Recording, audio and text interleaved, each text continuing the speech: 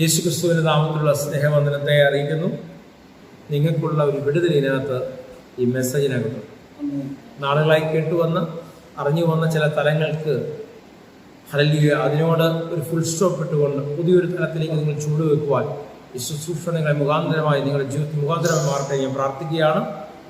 പ്രാരംഭമായി നമുക്ക് വിശുദ്ധ ബൈബിളിലെ ഉൽപ്പത്തി പുസ്തകത്തിലെ 1:26 നമുക്കൊന്ന് വായിക്കാം. ഉൽപ്പത്തി പുസ്തകം 1-ാം അധ്യായം 26-ാം വാക്യം.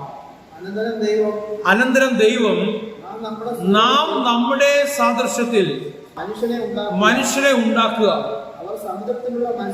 സമുദ്രത്തിലുള്ള മത്സ്യത്തിന്റെ മേലും ആകാശത്തിലുള്ള പർവ്വജാതികളുടെ മേലും മൃഗങ്ങളുടെ മേലും സർവഭൂമിയുടെ മേലും ഭൂമിയിൽ ഇഴയുന്ന എല്ലാ ഇഴജാതികളുടെ മേലും വാഴട്ടെ എന്ന് കൽപ്പിച്ചു.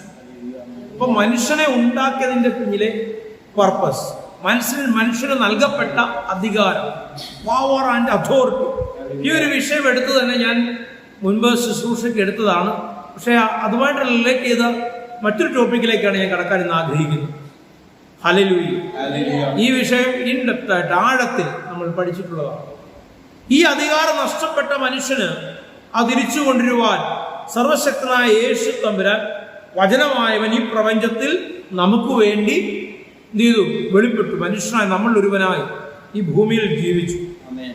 ഹല്ലേലൂയ. പാവമൊഴിയ സർവ്വത്തിനും നമുക്ക് തുല്യമായി പരീക്ഷിക്കപ്പെട്ടു, നമുക്ക് വേണ്ടി ക്രൂശിക്കപ്പെട്ടു, നമുക്ക് വേണ്ടി അടക്കപ്പെട്ടു, നമുക്ക് വേണ്ടി ഉയർത്തെഴുന്നേറ്റു എന്നതിന്റെ അർത്ഥം ആ അധികാരം, പവർ ആൻഡ് അതോറിറ്റി നഷ്ടപ്പെട്ടു പോയ പിശാച് മുഖാന്തരം, പിശാചിന്റെ പ്രവൃത്തികൾ മുഖാന്തരം, ആ പിശാചുമായിട്ടുള്ള ബന്ധം സ്ഥാപിക്കപ്പെട്ടത് മുഖാന്തരം മനുഷ്യനിൽ നിന്ന് നഷ്ടപ്പെട്ടു പോയ പവർ ആൻഡ് അതോറിറ്റി മടക്കിക്കൊണ്ടിരേണ്ടതിന് യേശു കർത്താവിന്റെ ഈ ഭൂമിയിലുള്ള ആഗമനം, ആ വിഷയമൊക്കെ നമ്മൾ ഡീറ്റെയിൽ ആയിട്ട് പഠിച്ചിട്ടുള്ളതാണ്. എന്നാൽ ഹല്ലേലൂയ നമുക്ക് മറ്റൊരു ഭാഗം എടുക്കാം. എഫേസ്യൻസ് 6:12. എഫേസ്യൻസ് 6-ാം അധ്യായം 12-ാം വാക്യം. നമുക്ക് പോരാട്ടമുള്ളത് ജഡരക്തങ്ങളോടല്ല, വാഴ്ചകളോടും അധികാരങ്ങളോടും ദുഷ്ടാത്മശക്തിയോടും അത്ര. ഈ അന്ധകാരത്തിന്റെ എവിടുത്തെയ സ്വർലോകങ്ങളിലെ ദുഷ്ടാത്മ സേനയോടും അത്ര. ഇത് കഴിഞ്ഞ ദിവസം കോട്ടേജ് മീറ്റിങ്ങിന് ഈ വിഷയം ആഴത്തിൽ പറഞ്ഞ ഒരു വിഷയമാണ്. എന്താണ് ഈ സ്വർഗലോകത്തിലെ ദുഷ്ടാത്മ സേന? ഹല്ലേലൂയ. ഓക്കെ, അതുകൊണ്ട് അത് ഇപ്പം വിശദമായിട്ട് പറയാനുള്ള സമയമില്ല. എന്നാലും നമ്മൾ ആ മെസ്സേജ് കേട്ടിട്ടില്ലാത്തവർ ഇത് കേൾക്കുന്നുണ്ട്. അതുകൊണ്ട് തന്നെ സ്തോത്രം, സ്ഥിരം കേൾക്കുന്ന ഒരു വാക്കാണ് പോരാട്ടം. ചെല്ലൊക്കെ ഭവനത്തിൽ പ്രാർത്ഥിക്കാൻ വന്നാൽ ആദ്യം പറയുന്ന വാക്കാണ് ഭയങ്കര പോരാട്ടം. അല്ലേ? നിങ്ങൾ കേട്ടിട്ടില്ലേ? അല്ലെ, ഭയങ്കര ബന്ധനമാണ്. അപ്പൊ ബന്ധിക്കുന്നത് ആരാ? പോരാട്ടം എവിടുന്ന എന്നൂടെ പറയും. അപ്പം ഏതെങ്കിലും ഒരു വ്യക്തിയെ ശത്രുവായി എണ്ണാൻ പഠിക്കും. അവിടുന്ന് ഒരു ചെയ്തി ചെയ്തിട്ടുണ്ട്. ഇതുവരെ നല്ല സൗഹൃദത്തിൽ കഴിഞ്ഞിരുന്ന കുടുംബങ്ങളുമായി എന്ത് ചെയ്യുക? ശത്രുതയിലോട്ട് തിരിയുന്നതിന് അത് കാരണമായി മാറും. കാരണം നമ്മുടെ ജീവിതത്തിന്റെ തകർച്ചയ്ക്കെല്ലാം കാരണം ഇന്നാരെയൊക്കെ ചെയ്തു വെച്ചേക്കുന്ന പരിപാടിയാണ്. ഞാൻ ചിലത് കാണുന്നു എന്നൊക്കെ പറയാൻ നിങ്ങൾ കേട്ടിട്ടില്ലേ? പക്ഷെ വചനം പറയുന്നു നമുക്ക് പോരാട്ടമുള്ള ജഡരക്തങ്ങളോടല്ല എന്ന് പറഞ്ഞാൽ നോർമൽ പേഴ്സൺസ്, സാധാരണ വ്യക്തികൾ, ഫ്ലഷ് ആൻഡ് ബ്ലഡിൽ ചലിക്കുന്ന, രക്തവും മാംസത്തിലും ചലിക്കുന്ന സാധാരണ മനുഷ്യനോടല്ല നമുക്ക് പോരാട്ടമുള്ളതെന്ന് വചനം പറയും. എന്നാൽ വചനം പറഞ്ഞ് നടക്കുന്നവർ സാധാരണ വ്യക്തികളോട് പോരാടാൻ പഠിപ്പിക്കും. കിട്ടുന്നുണ്ടോ? ഹല്ലേലൂയ. അപ്പൊ പോരാടുന്നത് ഏത് വിഷയം, എന്ത് വിഷയം എന്നുള്ളത് തിരിച്ചറിയണം. വാഴ്ചകളോടും അധികാരങ്ങളോടും ദുഷ്ടാത്മ ശക്തിയോടും, അല്ലേ? അത് അധോലോകമാകട്ടെ സ്വർലോകമാകട്ടെ എവിടെ തന്നെ ആയിക്കോട്ടെ, അവിടെയൊക്കെ ഉള്ള നെഗറ്റീവ് ഫോഴ്സസിനോട് അത്ര എനിക്ക് പോരാട്ടമുള്ളത്. വ്യക്തികളെ തെറ്റായ തലങ്ങളിലേക്ക് തിരിച്ചുവിടുന്ന ബൗദ്ധിക മണ്ഡലങ്ങളിൽ, ബോധമണ്ഡലങ്ങളിൽ, ജ്ഞാനമണ്ഡലങ്ങളിൽ ഇടപെടുന്ന പൈശാചിക വ്യാപാരങ്ങളോടത്രേ എനിക്ക് പോരാട്ടമുള്ളത്. എന്റെ ചിന്തകളെ, കാഴ്ചപ്പാടുകളെ വികലമാക്കുന്ന, സകലത്തെ വാഴ്വാൻ ഈ ഭൂമിയിലാക്കി വെച്ചിരിക്കുന്ന എന്നെ ഭയപ്പെടുന്നവനാക്കി മാറ്റുന്ന പ്രശ്നങ്ങൾ കണ്ട് ഭയപ്പെടുന്നവനാക്കി മാറ്റുന്ന, അസ്വസ്ഥനാക്കി മാറ്റുന്ന ദുഷ്ടശക്തികളോടത്രേ എനിക്ക് പോരാട്ടമുള്ളത്. മനസ്സിലാക്കി വരുന്ന കർത്താവിനെ ശ്രമിച്ചാണ്. ഹല്ലേലൂയ. കൊലോസ്യൻസ് 2 അതിന് 7 മുതൽ 10 വരെ യഥാർത്ഥത്തിലുള്ള വാഴ്ച, അധികാരമെന്ന് അതെവിടെ, എങ്ങനെ, ആ അധികാരത്തിന്റെ ബലം എവിടെയായിരിക്കുന്നുള്ള തിരിച്ചറിവ് ഉണ്ടായാൽ തന്നെ നിങ്ങൾക്ക് ജയമുണ്ടാവും. കൊലോസ്യൻസ് 2 7 മുതൽ 10 വരെ വായിച്ചാണ്. അവനിൽ വേരൂന്നി ആത്മീക വർധന പ്രാപിച്ചു, നിങ്ങൾക്ക് ഉപദേശിച്ചു തന്നവന് ഒത്തവണ്ണം വിശ്വാസം ഉറച്ചു, സ്തോത്രത്തിൽ കവിഞ്ഞു ഇരിപ്പി. തത്വജ്ഞാനവും വെറും വഞ്ചനയും കൊണ്ട് ആരും നിങ്ങളെ കവർന്നു കളയാതിരിപ്പാൻ സൂക്ഷിപ്പി.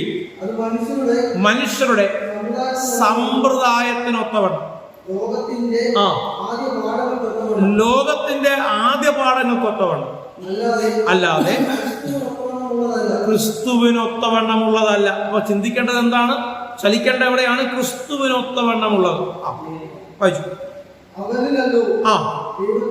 അവനല്ലോ ദൈവത്തിന്റെ സർവസമ്പൂർണതയും ദേഹരൂപമായി വസിക്കുന്നത്.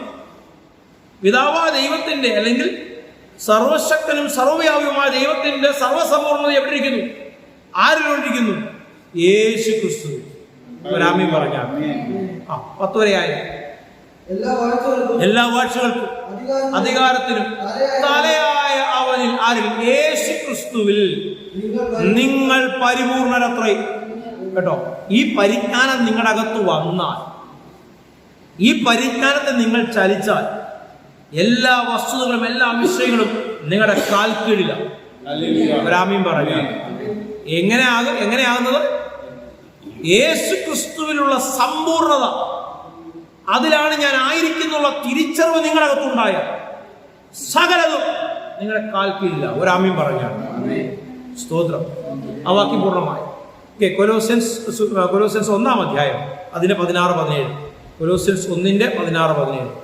സ്വർഗത്തിലുള്ളത് ഭൂമിയിലുള്ളത് ദൃശ്യമായത് അദൃശ്യമായത് സിംഹാസനങ്ങളാകട്ടെ വാഴ്ചകളാകട്ടെ അധികാരങ്ങളാകട്ടെ സകലവും യേശു മുഖാന്തരം സൃഷ്ടിക്കപ്പെട്ടിരിക്കുന്നു. അവൻ മുഖാന്തരവും അവനായിട്ട് സകലവും സൃഷ്ടിക്കപ്പെട്ടിരിക്കുന്നു. അവൻ സർവത്തിനും മുമ്പേ ഉള്ളവൻ അവൻ സകലത്തിനും ആധാരമായവൻ. ഹല്ലേലൂയ.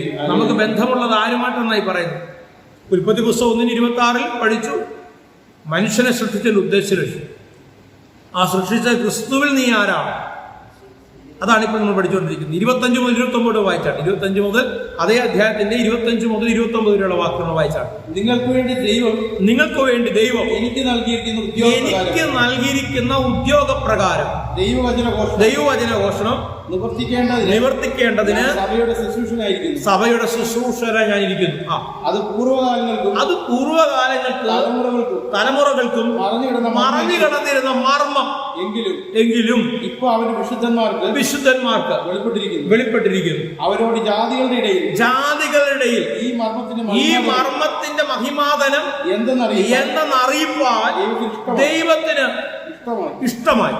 ആ മർമ്മം മഹത്വത്തിന്റെ പ്രത്യാശയായ ക്രിസ്തു നിങ്ങളുടെ അകത്തിരിക്കുന്നു എന്നുള്ളത് തന്നെ. യേശു ക്രിസ്തു നിങ്ങളുടെ അകത്തിരിക്കുന്നു. വായിച്ചു. അവനെ ഞങ്ങൾ അറിയിക്കുന്നതിൽ ഏത് മനുഷ്യനെയും ക്രിസ്തുവിൽ തികഞ്ഞവനാക്കുക, നിർത്തേണ്ടതിന് ഏത് മനുഷ്യനെയും പ്രബോധിപ്പിക്കുകയും ഏത് മനുഷ്യനോടും സകല ജ്ഞാനത്തോടും കൂടെ ഉപദേശിക്കുകയും ചെയ്തു. അതിനായി ഞാൻ എന്നിൽ ബലത്തോടെ വ്യാപരിക്കുന്നു. അവന്റെ വ്യാപാര ശക്തിക്കൊത്തവണ്ണം പോരാടിക്കൊണ്ട് അധ്വാനിക്കുന്നു. പോരാട്ടം എന്താണെന്ന് മനസ്സിലായല്ലോ? പോരാട്ടം എന്ന വിഷയം മുമ്പ് എടുത്തത്. ഞാൻ പോരാടുന്നു. എന്താ പോരാടുന്നത്? വല്ല വിധേനയും നിങ്ങളുടെ അകത്ത് ഒരാശയം ഉറയ്ക്കുക.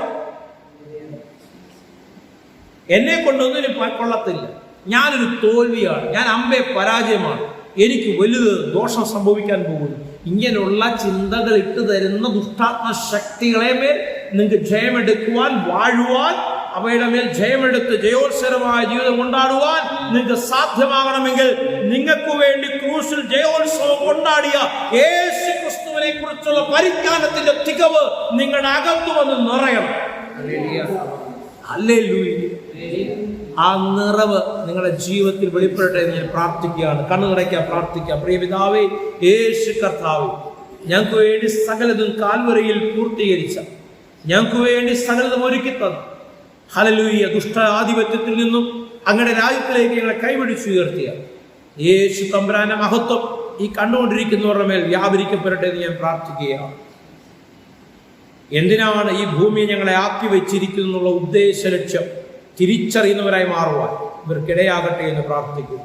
സ്വർഗത്തിന്റെ കരം ചലിക്കുന്നതിനെ ഓർത്ത് സ്തോത്രം. സാക്ഷ്യങ്ങളാൽ ഉറപ്പിക്കുന്നതിനെ ഓർത്ത് സ്തോത്രം. എന്റെ കർത്താവിന്റെ അധികാരമുള്ള നാമത്തിൽ തന്നെ. ലാസ്റ്റ് ടൈം മിനിസ്റ്റർ ബ്രൈറ്റ് ചർച്ചിന്റെ പ്ലാറ്റ്ഫോമിൽ നിന്ന് ഞാൻ വിളിച്ചു പറയുകയാണ്, എന്റെ ദൈവം നിങ്ങളെ ഉയർത്തി മാനിക്കും. Hallelujah, hallelujah. സകല വാഴ്ചയ്ക്കും അധികാരത്തിനും തലയായ ക്രിസ്തുവിൽ നിങ്ങൾ പരിപൂർണരത്രേ.